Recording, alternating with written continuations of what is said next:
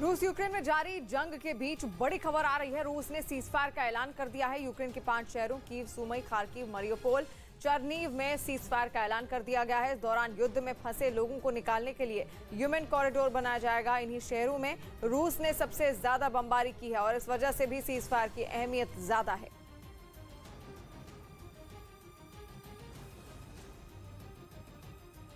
वहीं यूक्रेन की राजधानी कीव की सीमाओं पर तैनात यूक्रेन के सैनिकों ने मुस्तैदी और बढ़ा दी ताकि पुतिन की सेना किसी भी तरह राजधानी में न घुस पाए। और इसके लिए यूक्रेन की सेना ने दूरबीन से भी सीमा पर मोर्चा संभाल लिया।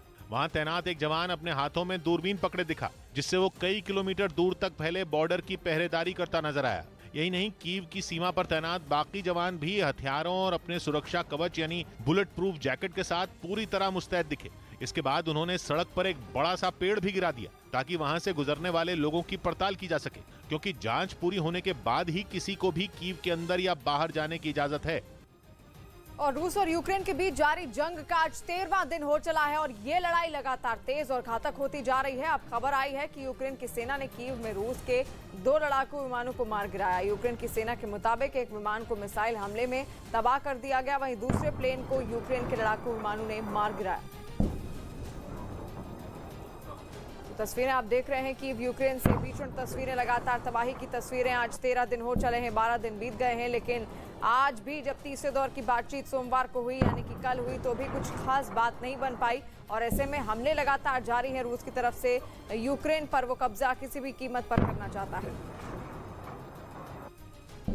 उधर रूस में राष्ट्रपति व्लादिमीर पुतिन के खिलाफ कई शहरों में विरोध तेज हो गया। यूक्रेन पर जारी हमलों को रोकने की मांग पर वहां पिछले कई दिन से प्रदर्शन हो रहे हैं। इसी कड़ी में राजधानी मॉस्को में भी कई लोग सड़कों पर इकट्ठा हो गए, जिन्हें वहां की पुलिस की सख्ती का सामना करना पड़ा। इस कार्रवाई से बचने के लिए कुछ प्रदर्शनकारी भाग खड़े हुए, लेकिन पुलिस वालों ने दौड़ते हुए उनका पीछा किया। इस दौरान हवा में गोलियां भी चलाई गईं, जिसके बाद एक प्रदर्शनकारी को पकड़कर पुलिस वाले ने जमीन पर गिरा दिया। इसी तरह प्रदर्शन में शामिल कई दूसरे लोगों को भी हिरासत में लिया गया। साथ ही पूरे शहर की सुरक्षा बढ़ा दी गई। कई जगहों पर पुलिस के जवान सड़कों पर दीवार की तरह खड़े दिखाई दिए। लेकिन पुतिन का विरोध न सिर्फ मॉस्को बल्कि सेंट पीटर्सबर्ग में भी देखने को मिला, जहां यूक्रेन से जारी जंग के विरोध में जगह जगह जुलूस निकाले गए। इसी तरह रूस के 59 शहरों में भी प्रदर्शन हुए। बताया गया कि करीब 4000 लोगों को हिरासत में लिया गया। कुछ जगहों पर जो लोग आसानी से नहीं गए, उन्हें पुलिस वालों ने जबरदस्ती उठाकर अपनी गाड़ी में बैठा लिया। और रूस यूक्रेन जंग के बीच बहुत बड़ी खबर आ रही है। यूक्रेन ने रूस के मेजर जनरल को मारने का दावा किया है। यूक्रेन की रक्षा मंत्रालय ने खार्किव में मेजर जनरल विटाली गेरासिमोव को मारने का दावा किया है। यहाँ पर इस वक्त की बड़ी खबर आप देख रहे हैं और तस्वीर भी हम आपको दिखा रहे हैं। ये रूस की मेजर जनरल है और यूक्रेन की सेना का इनको लेकर बड़ा दावा है। उसने ये कहा है कि रूसी मेजर जनरल को उनकी सेना ने खदेड़ दिया है, मार गिरा है। खार्किव में मेजर जनरल को मार गिराया गया है, ये कहा जा रहा है। तस्वीर भी आप देख रहे हैं, ये रूसी मेजर जनरल है जिनको युद्ध के लिए यूक्रेन में भेजा गया था। उधर यूक्रेन के कई शहरों में रूस और यूक्रेन की सेनाओं में कड़ा संघर्ष जारी है। कई जगहों पर रूस की वायुसेना के विमानों को गिराए जाने की खबरें आई, जिसका एक वीडियो भी जारी किया गया। यूक्रेन की फौज ने दावा किया कि उन्होंने रूस की फौज के एक हेलीकॉप्टर को गिरा दिया। हेलीकॉप्टर एक सुनसान जगह पर गिरा हुआ दिखाई दिया। जमीन पर गिरे हेलीकॉप्टर के टुकड़े दूर दूर तक बिखरे दिखे। मलबा देखकर यह पहचान पाना भी मुश्किल हो गया कि यह एक हेलीकॉप्टर था। बाद में लोगों ने रूस के इसी हेलीकॉप्टर की एक तस्वीर सोशल मीडिया पर डाली। यूक्रेन की फौज ने रूस के कुछ लड़ाकू विमानों को भी गिराने का दावा किया। और यूक्रेन की सेना लगातार रूस के लड़ाकू विमानों और उसकी सेना के काफिलों को निशाना बना रही है। वहां की सेना ने रूस के एक लड़ाकू विमान पर हमले का एक वीडियो भी जारी किया, जिसमें एक फाइटर प्लेन के कॉकपिट में बैठे यूक्रेन के सैनिक दिखाई दिए। उनमें से एक सैनिक ने सामने बनी स्क्रीन को देखते हुए एक मिसाइल दाग दी। एक हल्के धमाके के बाद विमान में झटके लगे, लेकिन सब कुछ शांत होते ही सामने लगी स्क्रीन पर दागी गई मिसाइल एक तरफ तेजी से बढ़ती हुई दिखाई दी। थोड़ी देर बाद ही यूक्रेन के लड़ाकू विमान में बैठे सैनिक तालियां बजाने लगे। यूक्रेन की सेना ने दावा किया कि इस हमले में रूस के एक और लड़ाकू विमान को ढेर कर दिया गया। उधर यूक्रेन की राजधानी कीव पर कब्जे की लड़ाई और तेज हो गई। जंग के 12वें दिन रूस के टैंकों का एक भारी भरकम काफिला कीव के बेहद नजदीक पहुंच गया, जिसका एक वीडियो रूस की ओर से जारी किया गया। जिसमें ये टैंक बर्फबारी के बीच तेजी से कीव की ओर बढ़ते दिखे, जबकि सड़क के दोनों तरफ गोला बारूद से लदी रूसी सेना की कई गाड़ियां खड़ी नजर आईं। रूस की पूरी कोशिश जल्द से जल्द राजधानी कीव पर कब्जे की है, जिसके लिए उसकी फौज का 64 किलोमीटर लंबा काफिला कीव के बेहद नजदीक पहुंच चुका है। कुछ रोज पहले इस काफिले की कुछ सैटेलाइट तस्वीरें भी सामने आई थी, जबकि एक दिन पहले खबर आई थी कि रूस के करीब 1.5 लाख सैनिकों ने कीव को घेर रखा है, जो कभी भी राजधानी पर कब्जे के लिए अंतिम प्रहार कर सकते हैं। लेकिन रूस को कीव की ओर बढ़ने से रोकने के लिए यूक्रेन के सैनिक भी पूरी ताकत से लड़ रहे हैं, जिसमें उन्हें कई बार कामयाबी भी मिली। हालांकि वो पूरी तरह से रूस के काफिले को पीछे धकेलने में सफल नहीं हो पाए और अब रूस की पकड़ कीव पर धीरे धीरे मजबूत होती जा रही है। और यूक्रेन की राजधानी कीव पर रूस की सेना के हमले और तेज हो गए हैं। 13 दिनों से जारी जंग में रूसी सैनिक भले ही कीव के बेहद नजदीक पहुंच गए हों, लेकिन वहां अब तक उनका कब्जा नहीं हो पाया है, क्योंकि यूक्रेन के सैनिकों ने अब तक उन्हें कीव के भीतर नहीं घुसने दिया। यही वजह है कि कीव पर कब्जे के लिए रूस ने मिसाइल हमलों का सहारा लिया। पिछले कई दिनों से रूसी सेना कीव शहर पर मिसाइलों से ताबड़तोड़ हमले कर रही है, लेकिन अब उसने शहर के आसपास के गांवों को भी निशाना बनाना शुरू कर दिया। ऐसी ही एक तस्वीर आई कीव के पास के एक गांव से, जहां रूस के मिसाइल हमले में एक चर्च आग की लपटों में घिरा दिखाई दिया। आग ने चर्च के एक बड़े हिस्से को अपनी चपेट में ले लिया और उससे उठता काला धुआं कई किलोमीटर दूर तक दिखाई दिया। इस दौरान एक आदमी तेजी से जलते हुए चर्च की तरफ आगे बढ़ता नजर आया, जबकि उसके पीछे ही एक और आदमी इस पूरी घटना का वीडियो बनाता रहा। बताया गया कि रूस के हमलों में चर्च पूरी तरह तबाह हो गया। उधर चीन के घटिया टायरों ने जंग के मैदान में रूस की सेना को बीच रास्ते में ही धोखा दे दिया, क्योंकि रूस कीव की घेराबंदी के लिए जिस 64 किलोमीटर लंबे काफिले को लेकर आगे बढ़ रहा था, उसमें शामिल ज्यादातर गाड़ियों में चीन के टायर लगे, जिनकी क्वालिटी इतनी घटिया है कि रूस की सेना उनके दम पर आगे ही नहीं बढ़ पा रही। 4 मार्च को यह खबर आई थी कि रूसी सेना का 64 किलोमीटर लंबा काफिला कीव से महज 13 किलोमीटर की दूरी पर है, लेकिन 3 दिन गुजर जाने के बाद भी वो काफिला कीव तक नहीं पहुंच सका, क्योंकि रूसी सेना की ज्यादातर गाड़ियों में लगे चीन के घटिया टायर या तो फट गए या फिर यूक्रेन की गीली जमीन में धंस गए। ये दावा अमेरिकी सेना में 10 साल तक व्हीकल एक्सपर्ट के तौर पर काम कर चुके ट्रेंट चेलेंको का है। उन्होंने ट्वीट करते हुए ये भी बताया कि चीनी टायरों की क्वालिटी घटिया होने की वजह से वो जल्दी घिस जाते हैं। उन पर बदलते मौसम का असर भी दूसरे टायरों के मुकाबले ज्यादा होता है। यही नहीं, लंबे समय तक मिट्टी के संपर्क में रहने से भी चीनी टायर ज्यादा दबाव पड़ने से लगातार फटते जा रहे हैं। और तो और दलदली जमीन में फंसने के बाद रूसी सेना के ट्रक इन टायरों के दम पर बाहर तक नहीं निकल पा रहे। यही वजह है कि रूस को अपने इस विशालकाय काफिले को आगे बढ़ाने में नाको चने चबाने पड़ रहे हैं। और यूक्रेन से जारी जंग के बीच रूस ने अपने दुश्मन देशों की लिस्ट जारी कर दी है। वहां की कैबिनेट ने 31 देशों की एक लिस्ट को मंजूरी दी है, जिसे रूस अपना दुश्मन मान रहा है। रूस ने जिन 31 देशों की लिस्ट जारी की है, उनमें अमेरिका, ब्रिटेन और जापान शामिल है। इसके अलावा रूस के दुश्मन देशों की लिस्ट में यूरोपियन यूनियन के 27 देश भी शामिल हैं। और यही नहीं, ऑस्ट्रेलिया, कनाडा, ताइवान का नाम भी इसी लिस्ट में है। यानी यूक्रेन के खिलाफ लड़ाई में जो देश रूस के विरोध में खड़े हैं, उनका नाम उसने दुश्मन देशों की लिस्ट में डाल दिया है, क्योंकि अमेरिका समेत कई देशों ने यूक्रेन पर हमले के विरोध में रूस पर कई तरीके के आर्थिक प्रतिबंध लगाए हैं, जबकि यूरोपियन यूनियन के सभी सदस्य देशों ने रूसी विमानों के लिए अपने एयर स्पेस बंद कर दिए हैं। वहीं अब तक यूक्रेन की खुलकर मदद करने के लिए नहीं उतर रहे अमेरिका ने अब उसकी बहुत बड़ी मदद करने का फैसला किया है। उसने नेटो देशों को यूक्रेन को फाइटर जेट देने के लिए हरी झंडी दिखा दी है। रूस और यूक्रेन की जंग को लेकर अमेरिका और नेटो की नीति में यह बहुत बड़ा बदलाव है, क्योंकि वो यूक्रेन को सैन्य मदद देकर और रूस पर कड़े प्रतिबंध लगाकर यूक्रेन का साथ तो दे रहे हैं, लेकिन वहां अपने सैनिक भेजकर रूस से सीधी लड़ाई में उलझने से बच रहे हैं। ऐसे में नेटो देशों को यह मंजूरी देकर कि वो यूक्रेन को अपने लड़ाकू विमान दे सकें, अमेरिका ने बीच का रास्ता अपनाने की कोशिश की, जिसके बाद पोलैंड, स्लोवाकिया, हंगरी और रोमानिया जैसे यूक्रेन को घेरे हुए नेटो देशों के लिए उसे अपने लड़ाकू विमान देने का रास्ता साफ हो जाएगा। बल्कि खबर है कि पोलैंड तो यूक्रेन को जल्द ही मिग फाइटर जेट देने भी जा रहा है। और तो और एक दिन पहले अमेरिका के विदेश मंत्री एंटनी ब्लिंकन ने यह भी बताया कि अगर पोलैंड अपने लड़ाकू विमान यूक्रेन को भेजेगा तो उनकी कमी को पूरा करने के लिए अमेरिका पोलैंड को अपने फाइटर जेट देने पर विचार कर रहा है। यूक्रेन के राष्ट्रपति व्लादिमीर ज़ेलेंस्की रूस से लड़ने के लिए पूर्वी यूरोप के देशों से फाइटर एयरक्राफ्ट मांग भी रहे हैं, लेकिन अमेरिका का यह फैसला जंग को रोकने के बजाय आग में घी डालने का काम कर सकता है। और रूस की मिसाइलें अब यूक्रेन में गैस पाइपलाइन और तेल के ठिकानों को निशाना बना रही हैं। लुहांस्क के बाद जतोमर में भी रूस ने मिसाइलों से एक तेल डिपो पर हमला कर दिया, जिसका एक वीडियो भी सामने आया। वीडियो में पहले तो वहां के पूरे इलाके में शांति दिखाई दी, लेकिन थोड़ी देर बाद ही वहां पर एक तेज आवाज आई और चारों तरफ रोशनी फैल गई।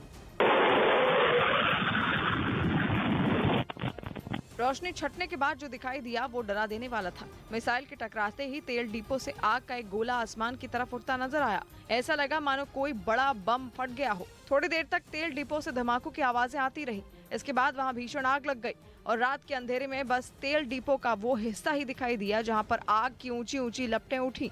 वहां से निकले काले धुएं ने वहां के बड़े इलाके को ढक दिया, जबकि तेल डिपो में लगी आग और भड़कती गई और आसपास के इलाके में हड़कंप मच गया। लोगों को तुरंत वहां से निकालकर सुरक्षित जगहों पर ले जाया गया और तेल डिपो में लगी आग बुझाने के लिए दमकल विभाग की कई टीमें वहां पर लगा दी गई।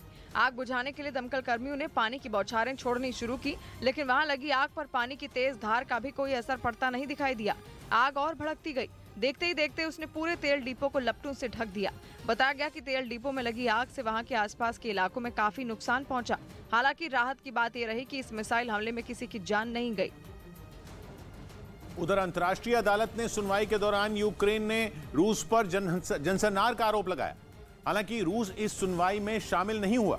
अंतर्राष्ट्रीय अदालत में यूक्रेन ने रूस के खिलाफ यह शिकायत दर्ज करवाई थी और नरसंहार की इसी शिकायत पर हॉलैंड के द हेग शहर में सुनवाई शुरू हुई। इसके पहले दिन यूक्रेन ने रूस पर निर्दोष लोगों को मारने का आरोप लगाया। साथ ही कोर्ट से अपील की कि वो रूस को तुरंत युद्ध बंद करने का आदेश दे। इस पूरे मामले की सुनवाई के दौरान रूस ने अदालत से दूरी बनाए रखी, जिस पर यूक्रेन ने सवाल उठाए। The fact that Russia's seats are empty speaks loudly. They are not here in this court of law. वहीं अंतर्राष्ट्रीय अदालत ने इस सुनवाई में रूस के हिस्सा नहीं लेने पर दुख जताया। तो लगातार तस्वीरें आप देख रहे हैं और 13वां दिन आज हो चला है और इस बीच एक के बाद एक यूक्रेन की तरफ से कई तरीके के वीडियो भी निकलकर सामने आ रहे हैं, जहां पर उसका ये दावा है कि उसके कई हेलीकॉप्टर, रूस के कई सारे हेलीकॉप्टर उसने अब तक ध्वस्त कर दिए हैं। और 13 दिनों से लगातार ये युद्ध जारी है। भीषण युद्ध अब महायुद्ध में तब्दील होता हुआ। और ये तस्वीर आप देखिए, ये वीडियो खुद जारी किया गया है यूक्रेन की तरफ से, जहां पर भीषण घमासान और किस तरीके से तहस नहस हो चुका है। ये जो प्लेन इस वक्त आप जमीन पर गिरा हुआ, पटखनी खाया हुआ, तहस नहस ध्वस्त देख रहे हैं। कहा जा रहा है कि रूसी हेलीकॉप्टर था जिसको कि यूक्रेन की सेना ने ध्वस्त कर दिया और उसके परखच्चे किस तरीके से उड़ गए। मान ऐसा लग रहा है कि कोई खिलौना जमीन पर आ पटका हो।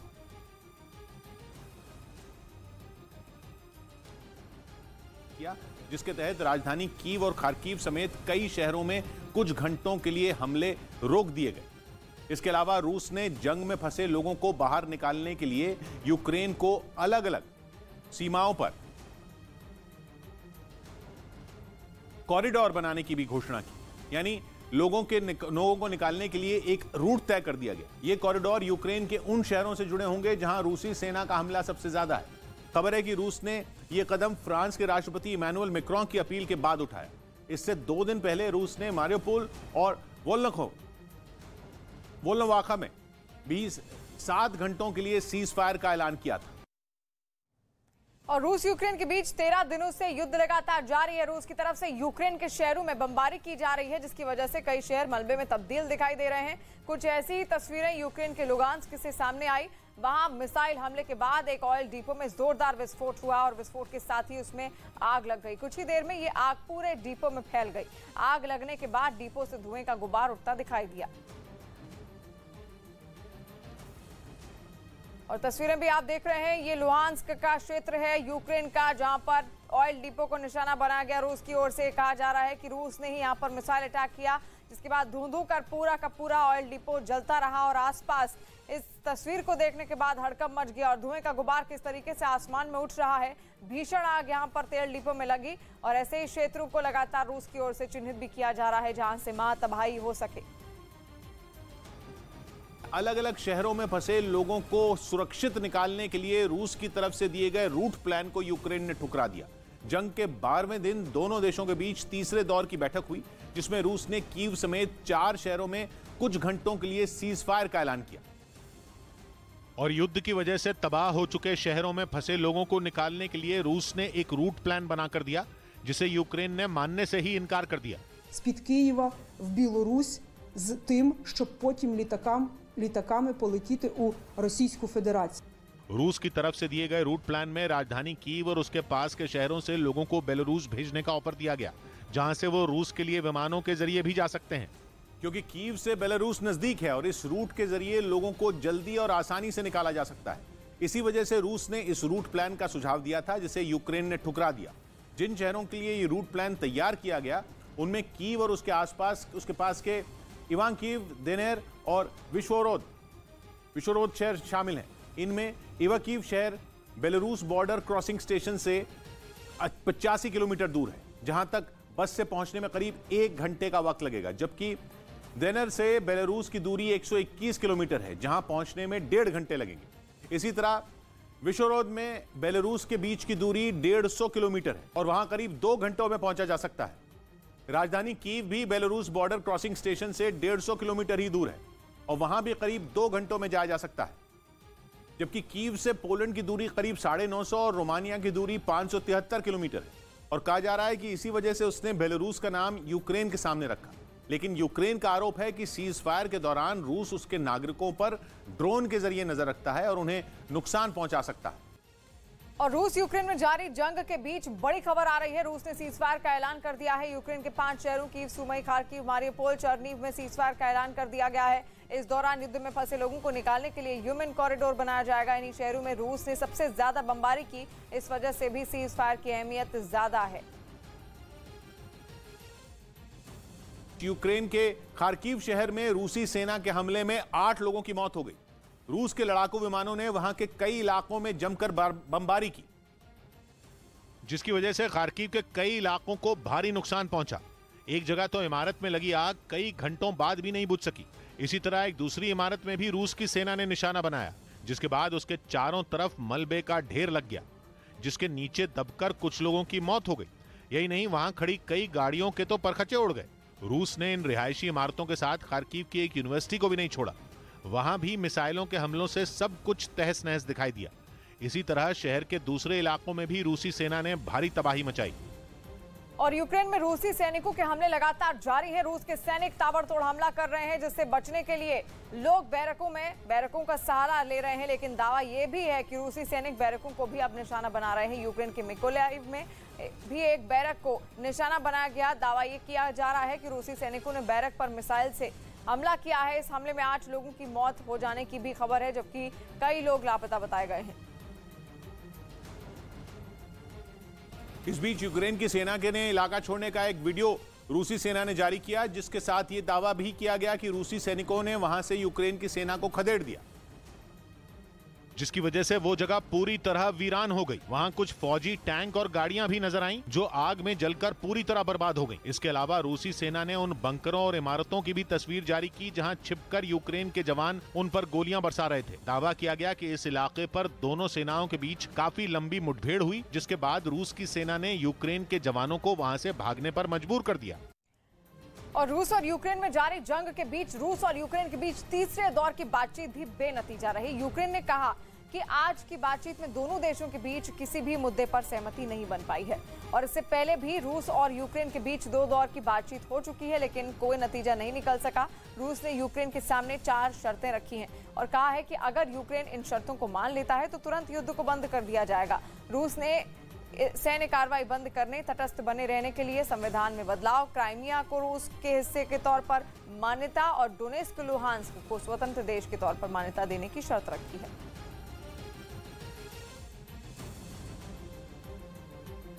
उधर रूस ने यूक्रेन में लड़ाई के लिए सीरिया के लड़ाकों को बड़ा ऑफर दिया। अमेरिकी मीडिया ने अपनी सेना के बड़े अधिकारियों के हवाले से यह दावा किया, जिसमें कहा गया कि रूस ने यूक्रेन की जंग में सीरिया के लड़ाके भी उतार दिए, जिन्हें खासतौर पर लिबिया के शहरों में लड़ने का अच्छा अनुभव है। यानी ये लड़ाके रूस के लिए यूक्रेन की राजधानी कीव और दूसरे बड़े शहरों में मददगार साबित हो सकते हैं। सीरिया के मीडिया ने भी इन लड़ाकों के यूक्रेन में होने का दावा किया। इस लड़ाई के लिए उन्हें रूस से $200 से $300 यानी भारतीय रुपयों के हिसाब से करीब 15 से 25 हजार रुपए का ऑफर दिया गया। इसके बाद इन लड़ाकों ने यूक्रेन में हमलों के लिए अपनी तैयारी शुरू कर दी। और इस बीच यूक्रेन पर कब्जे की लड़ाई का असर राजधानी कीव में जगह जगह देखने को मिला। वहां पर अपनी जान बचाने के लिए लोगों ने घरों से बाहर निकलना तक बंद कर दिया है, जिस वजह से कीव की सड़कें वीरान हो गई हैं। अलग अलग इलाकों से जो तस्वीरें सामने आई उनमें दूर दूर तक कोई दिखाई ही नहीं दिया। केवल सड़कें ही नहीं, कीव रेलवे स्टेशन के भी वही हालात दिखे। यही नहीं, राजधानी की ऐतिहासिक इमारतों में भी सन्नाटा पसरा हुआ दिखाई दिया। वहीं खबर है कि रूस से यूक्रेन के राष्ट्रपति व्लादिमीर ज़ेलेंस्की और उनकी सरकार को बचाने के लिए अमेरिका और उसके साथी देशों ने फूल प्रूफ प्लान तैयार किया है। यह है ज़ेलेंस्की का प्लान बी। कहा जा रहा है कि अगर रूस ने यूक्रेन में अपने इशारों पर चलने वाली सरकार बिठा दी तो ज़ेलेंस्की का ठिकाना होगा पश्चिमी यूक्रेन में मौजूद मशहूर कार्पेथियन पर्वत श्रृंखला, जहां पहाड़ों पर तैयार राष्ट्रपति भवन से व्लादिमीर ज़ेलेंस्की अपनी सरकार चलाएंगे। 3 दिन पहले रूस ने दावा किया था कि ज़ेलेंस्की यूक्रेन छोड़कर पड़ोसी देश पोलैंड भाग गए, लेकिन रूस के दावे को नकारने के लिए अगले दिन ज़ेलेंस्की खुद सामने आए और उन्होंने अपने इंस्टाग्राम अकाउंट पर कीव में अपने दफ्तर में मौजूद होने का एक वीडियो शेयर कर दिया। कहा जा रहा है कि यूक्रेन के राष्ट्रपति के लिए सेना ने राजधानी कीव में ही कई सेफ हाउस बनाए हुए हैं। बताया गया कि ज़ेलेंस्की उनमें ही किसी सेफ हाउस में बैठकर पूरी जंग पर नजर रखे हुए हैं। इतना ही नहीं, वो बार बार अपना ठिकाना भी बदल देते हैं। माना जा रहा है कि यूक्रेन की सेना के इसी तगड़े इंतजाम की वजह से ज़ेलेंस्की 12 दिन से रूस की सेना से बचे हुए हैं। लेकिन डर है कि अब राजधानी कीव रूस के कब्जे से ज्यादा दूर नहीं, इसलिए यह फैसला लिया गया कि अगर रूस ने यूक्रेन में अपना आदमी राष्ट्रपति के पद पर बैठा दिया तो व्लादिमीर ज़ेलेंस्की पश्चिमी यूक्रेन की कार्पेथियन पर्वत श्रृंखला से अपनी सरकार चलाएंगे। और उधर यूक्रेन की राजधानी कीव में मौजूद लोगों के लिए ट्रेनों से राहत सामग्री पहुंचाने का काम तेज हो गया है, जिसकी कुछ तस्वीरें वहां के लिए के लीव्यू शहर से सामने आई हैं, जहां से कीव में फंसे लोगों के लिए ट्रेनों के जरिए राहत सामग्री भेजी गई। और कीव रेलवे स्टेशन पहुंचने के बाद ट्रेनों से खाने पीने के सामान से भरे डिब्बों को उतारा गया, जिसके बाद उस सामान को वहां मौजूद लोगों की मदद के जरिए जगह जगह पहुंचाया गया। कतर की राजधानी दोहा में आर्टिस्टिक जिम्नास्टिक्स के एपरेटस वर्ल्ड कप के दौरान अंग्रेजी का जेड अक्षर दिखाने पर रूस का एक जिम्नास्ट फंस गया और अब उस पर कार्रवाई की तलवार लटक रही है। ऐसा इसलिए क्योंकि यूक्रेन पर हमला करने के लिए रूस की सेना अपनी गाड़ियों पर इसी कोड का इस्तेमाल कर रही है। और इसी वजह से 20 साल के रूसी जिम्नास्ट इवान कुलियक के एपरेटस वर्ल्ड कप के फाइनल में जेड लिखे सूट पहनकर प्रदर्शन करने पर हंगामा खड़ा हो गया, क्योंकि पिछले 12 दिन से यूक्रेन के साथ चल रही जंग में रूसी सेना जिन टैंकों, ट्रकों और बख्तरबंद गाड़ियों का इस्तेमाल कर रही है उन पर यही जेड कोड लिखा है, जिसकी पूरी दुनिया में चर्चा है। इस कोड का रहस्य भी अभी तक सामने नहीं आ सका है। यही वजह रही कि जब रूसी जिम्नास्ट ने अपने देश के समर्थन में इस कोड का प्रदर्शन किया तो पूरी दुनिया में बवाल हो गया। उन्होंने फाइनल में जेड लिखे सूट को पहनकर अपना खेल दिखाया और वो तीसरे नंबर पर रहे, जबकि यूक्रेन के खिलाड़ी इलिया कोवतुन ने फाइनल में स्वर्ण पदक जीता। यही नहीं, रूसी जिम्नास्ट इवान कुलियक मेडल लेने के दौरान भी वही जेड लिखा सूट पहनकर यूक्रेन के खिलाड़ी के ठीक बगल में खड़े दिखाई दिए। हालांकि इस हरकत के बाद FIG यानी अंतर्राष्ट्रीय जिम्नास्टिक महासंघ उन पर कार्रवाई करने की तैयारी में है। और उधर यूक्रेन के जवानों ने खार्किव में रूस के काफिले पर घात लगाकर हमला कर दिया। इस काफिले में कई ट्रक थे जिनके जरिए रूसी सैनिकों तक जरूरी सामान पहुंचाई जानी थी, मगर अपनी मंजिल पर पहुंचने से पहले ही उन ट्रकों को आग लगा दी गई। यूक्रेन की सेना ने घात लगाकर यह हमला किया है, जिसकी वजह से सड़क पर खड़े रूस की सेना के ये ट्रक कबाड़ हो गए। इस काफिले में शामिल दूसरी गाड़ियों का भी ऐसा ही हाल है। कई ट्रक तो अचानक हुए इस हमले के बाद बेकाबू होकर सड़क किनारे पेड़ों से टकरा गए। यूक्रेन के साथ जारी जंग में अब रूस ने अपने बम बरसाने वाले लड़ाकू विमान सुखोई 34 का इस्तेमाल तेज कर दिया। उसका एक वीडियो रूस के रक्षा मंत्रालय की ओर से जारी किया गया, जिसमें बम बरसाने वाला यह फाइटर जेट घातक हथियारों के साथ रूस के एक एयरबेस से उड़ान भरता नजर आया। चंद मिनटों में ही उसने यूक्रेन की सीमा में घुसकर बमों की बरसात शुरू कर दी, जिसमें यूक्रेन के कई ठिकाने तबाह करने का दावा किया गया। तय वक्त में अपने मिशन को अंजाम देने के बाद रूस के सुखोई 34 विमान ने एयरबेस पर सुरक्षित लैंडिंग की। इसके अलावा वहां रूस के कुछ और लड़ाकू विमान जंग पर जाने से पहले अपनी तैयारियों को परखते दिखे। बताया गया कि इन विमानों के जरिए राजधानी कीव समेत यूक्रेन के 4 बड़े शहरों को निशाना बनाया जा रहा है। जवाब में यूक्रेन ने भी अब तक कई वीडियो जारी किए, जिनके जरिए उसने रूस के लड़ाकू विमानों और हेलीकॉप्टरों को हवा में ही ढेर करने के सबूत पेश किए। तो वहीं रूसी हमले से बेखौफ यूक्रेन की सेना उनके सामने घुटने टेकने को तैयार नहीं। यूक्रेन के जवानों ने आखिरी दम तक अपने देश के लिए मैदान में डटे रहने की कीमत खाई है और आखिरी सांस तक लड़ने के लिए हिम्मत के साथ भी हथियार भी जुटा लिए हैं। बंकरों में मुस्तैद जवानों ने रूसी सेना को मुंहतोड़ जवाब देने के लिए पूरी तरह तैयारी होने का दावा किया है, जिसके बाद कुछ इलाकों में जोरदार बमबारी भी हुई। यूक्रेन की सेना ने रूसी जवानों को रोकने के लिए लगातार कई बम फोड़े, जिससे वहां पूरे इलाके में धुआं फैल गया।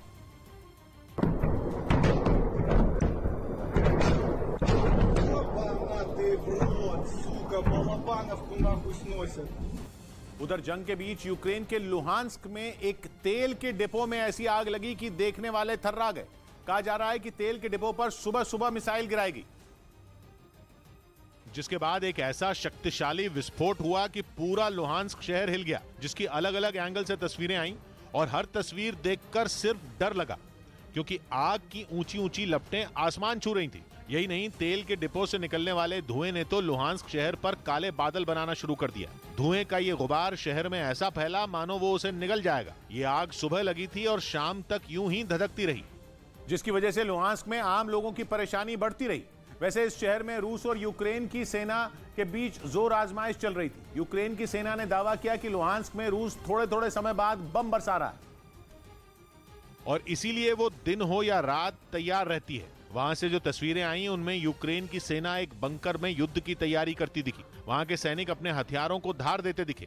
उनके पास जंग का जो भी सामान था वो उसके साथ अलर्ट नजर आए, क्योंकि उनका मानना है कि रूस की सेना हमला करने से पहले दिन या रात नहीं देखती।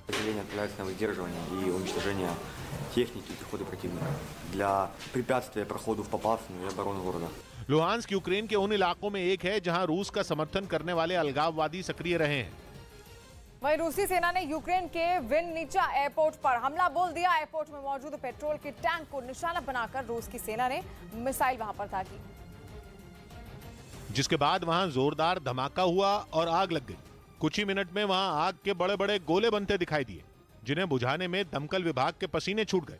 आग पर काबू पाने के लिए वहां पानी के कई टैंक मंगवाए गए, लेकिन पेट्रोल की वजह से वो भड़कती चली गई, जिसके बाद दमकल विभाग के लोगों ने मिट्टी के टीले के पीछे छिपकर उस पर पानी फेंकना शुरू किया। काफी देर तक चली कोशिश के बाद जब उसे बुझाया गया, तब जाकर बिल्डिंग दिखाई दी, जो मिसाइल हमले की वजह से 2 हिस्सों में बंट गई थी। हालांकि इसके घंटों बाद तक भी वहां से धुआं उठता रहा, जो कई किलोमीटर दूर से भी दिखा। उधर कूटनीति के मामले में भारत का दम देखकर इमरान खान के भी होश उड़ गए। इमरान खान की बौखलाहट उनकी एक रैली में साफ हो गई, जहां वो यूक्रेन और रूस की जंग पर बोल रहे थे, जिसके बाद यूरोपियन यूनियन के 22 देशों के राजदूतों ने इमरान खान को चिट्ठी लिखी। चिट्ठी लिखकर पाकिस्तान से अपील की गई कि वो यूक्रेन का साथ दे, लेकिन इमरान खान इस पर आपा खो बैठे। मैं ये यूरोपियन यूनियन के एम्बेसडर से पूछता हूं कि क्या आपने हिंदुस्तान को भी ये खत लिखा था? इससे पहले इमरान खान की भारी फजीहत हुई थी जब वो व्लादिमीर पुतिन से मिलने पहुंचे थे, क्योंकि जिस दिन वो मॉस्को पहुंचे उसी दिन रूस की सेना यूक्रेन में दाखिल हुई थी। इमरान खान की झुंझलाहट उनके भाषण में साफ दिखी। क्या हम कोई गुलाम हैं कि जो आप कहेंगे हम कर लें? रूस और यूक्रेन की जंग में पाकिस्तान खुलकर रूस के साथ खड़ा है। रूस और यूक्रेन के सैनिकों के बीच 13 दिनों से जंग लगातार जारी है और अब ये जंग और भीषण हो चली है। यूक्रेन के निकोलेव शहर में रूस और यूक्रेन की सेना का आमना सामना हो गया, जिसके बाद यूक्रेन के सभी सैनिक एक जगह पर छिप गए। तभी उनमें से एक ने रूस की सेना की तरफ एक रॉकेट से हमला कर दिया। तेज धमाके के साथ लॉन्चर से निकला रॉकेट कई किलोमीटर दूर जाकर गिरा। जहां रॉकेट गिरा वहां भी एक और धमाका हुआ था। साथ ही आग की लपटें उठती हुई दिखाई दी। यूक्रेन की सेना ने दावा किया कि इस हमले में रूस के कई टैंक और बख्तरबंद गाड़ियों के परखच्चे उड़ गए। ऐसी तस्वीर आई चरनीव से, जहां पर एक सड़क पर रूसी सेना के कई ऑयल टैंकर जले हुए दिखाई दिए, जबकि वहां यूक्रेन के 2 सैनिक हाथों में हथियार लिए उन टैंकरों के पास से गुजरते हुए नजर आए। यूक्रेन की सेना के मुताबिक रूस के इस काफिले में शामिल एक भी तेल का टैंकर उनके हमले के बाद सही सलामत नहीं बचा। वहीं यूक्रेन युद्ध के बीच पाकिस्तान के कराची से खबर आई, जहां साल 1999 में हुए कंधार विमान अपहरण कांड में शामिल आतंकी जहूर मिस्त्री और जाहिद अखुन की हत्या कर दी गई। पाकिस्तानी मीडिया का दावा है कि उसकी हत्या 1 मार्च को हुई। जो कंधार विमान अपहरण कांड में शामिल था, जिसने अपने साथियों के साथ मिलकर साल 1999 में एयर इंडिया के विमान IC-814 को अगवा किया और फिर उसे अफगानिस्तान के कंधार ले गए थे। पाकिस्तानी मीडिया के मुताबिक मारा गया आतंकी जहूर मिस्त्री कराची में पिछले कई वर्षों से अपनी पहचान बदल कर रह रहा था, जिसकी हत्या 1 मार्च को 2 मोटरसाइकिल सवारों ने कर दी। बताया गया कि हत्या से पहले दोनों हमलावरों ने उसके फर्नीचर गोदाम की रेकी की और फिर अकेला पाकर उसे मौत के घाट उतारा।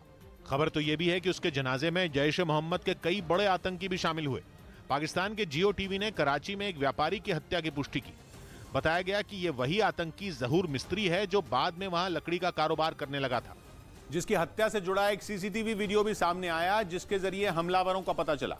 एयर इंडिया के विमान IC-814 को 5 आतंकियों ने 24 दिसंबर 1999 को नेपाल से अगवा कर लिया था, जिसे 180 यात्रियों को लेकर दिल्ली आना था। लेकिन जहूर मिस्त्री समेत 5 दहशतगर्दों ने विमान को पाकिस्तान ले जाने की मांग की, लेकिन पाकिस्तान जाने से पहले विमान कुछ देर के लिए अमृतसर में रुका और फिर वहां से लाहौर रवाना हुआ, जहां कुछ देर रुकने के बाद ये लोग विमान को दुबई होते हुए अफगानिस्तान के कंधार ले गए। तब वहां तालिबान की हुकूमत। इन लोगों ने विमान को छोड़ने के एवज में भारत की जेल में बंद आतंकी मसूद अजहर समेत 3 आतंकियों को रिहा करने की मांग की थी, जिन्हें तब की अटल बिहारी वाजपेयी की सरकार ने छोड़कर अपहरण कांड में बंधक बनाए गए यात्रियों को छुड़वाया था। हालांकि इन यात्रियों में एक की आतंकियों ने चाकू से गोद कर हत्या कर दी थी। और रूस यूक्रेन के बीच 13 दिनों से जंग लगातार जारी है। एक तरफ रूसी सैनिक लगातार यूक्रेन के शहरों पर बम बरसा रहे हैं, वहीं मसले का हल निकालने के लिए दोनों देशों के बीच बातचीत का दौर लगातार जारी है। हालांकि दोनों देशों के बीच अब तक 3 दौर की बातचीत हो चुकी है, लेकिन तीनों बार ही नतीजा बेनतीजा ही रहा।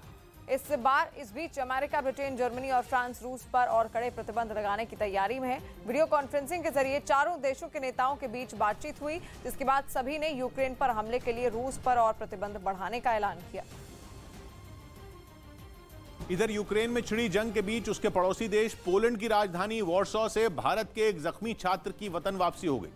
हरजोत सिंह नाम के इस भारतीय छात्र को 1 हफ्ते पहले कीव में गोलियां लग गई थी, वो भी 1-2 नहीं बल्कि 4, जिसके बाद भारत सरकार ने उसे ऑपरेशन गंगा के तहत अपने देश लाने की कोशिश तेज कर दी, जिसमें केंद्रीय मंत्री VK सिंह ने अहम भूमिका निभाई। वो पोलैंड के रेशोव एयरपोर्ट पहुंचे, जहां उन्होंने सबसे पहले भारत के लिए रवाना हो रहे जख्मी हरजोत सिंह का सिर सहलाकर हौसला बढ़ाया।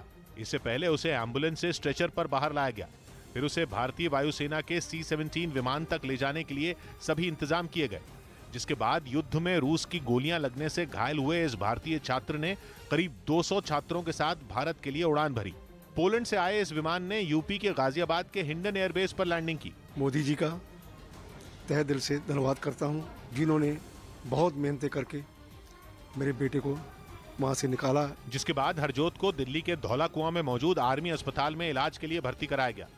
बताया गया कि हरजोत सिंह के इलाज का पूरा खर्च भारत सरकार उठाएगी। उधर जंग के बीच पूरी दुनिया की नजर उस वक्त पर भारत पर टिक गई जब प्रधानमंत्री ने एक ही दिन में पुतिन और ज़ेलेंस्की दोनों से बातचीत की।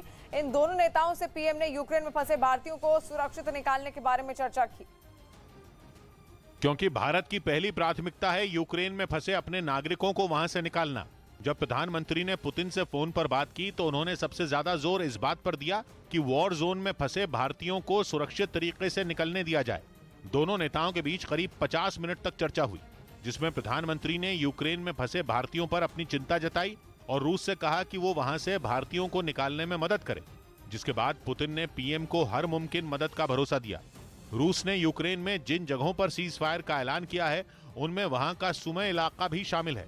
इस इलाके में भारत के करीब 700 लोग फंसे हुए हैं, जिनके बारे में प्रधानमंत्री ने पुतिन को बताया। जिसके बाद पुतिन ने भारत को आश्वासन दिया कि वो सुमे में फंसे भारतीयों की वतन वापसी में मदद करेंगे। यूक्रेन में जंग छिड़ने के बाद नरेंद्र मोदी और व्लादिमीर पुतिन की तीसरी बार बात हुई। उधर यूक्रेन की राजधानी कीव में जंग के मोर्चे पर एक प्रेमी जोड़ा शादी के बंधन में बंध गया।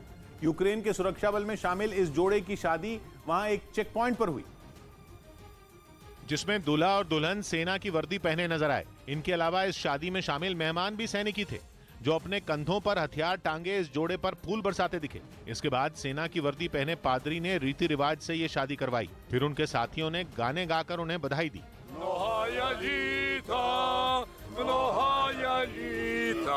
ये जोड़ा पिछले 22 साल से साथ था और इनकी 18 साल की एक बेटी भी है। लेकिन इन्होंने अब तक शादी नहीं की थी। मगर जंग में पल पल बदलते हालात के बीच इस जोड़े ने शादी करने का फैसला लिया। इस शादी में राजधानी कीव के मेयर भी शामिल हुए। और रूस यूक्रेन में जारी जंग के बीच अमेरिका का बड़ा बयान सामने आया है। पेंटागन के प्रवक्ता जॉन किर्बी के मुताबिक रूस की सेना को यूक्रेन की सेना से कड़ी टक्कर मिल रही है, जिसकी वजह से रूस को यूक्रेन में सफलता नहीं मिल रही है और इस वजह से रूस लंबी रेंज की मिसाइलों का इस्तेमाल यूक्रेन पर हमले के लिए कर रहा है। रूस के इस कदम से यूक्रेन में ज्यादा लोगों की जान जा रही है। राष्ट्रपति पुतिन को बातचीत के जरिए इस युद्ध को खत्म करना चाहिए। तो जंग के बीच अमेरिका का बड़ा बयान इसको लेकर सामने आया है। पुतिन को लेकर नाराजगी जरूर है अमेरिका के अंदर और रूस ने दागी लंबी रेंज की मिसाइलें। कहा गया है मिसाइल हमले से ज्यादा मौतें हो रही हैं, क्योंकि लगातार जिस तरीके से मिसाइल अटैक रूस की ओर से किए जा रहे हैं उससे हालात बद से बदतर हो गए हैं और आम नागरिक वहां पर जो फंसे हुए थे यूक्रेन में, उनका पलायन लगातार जारी है।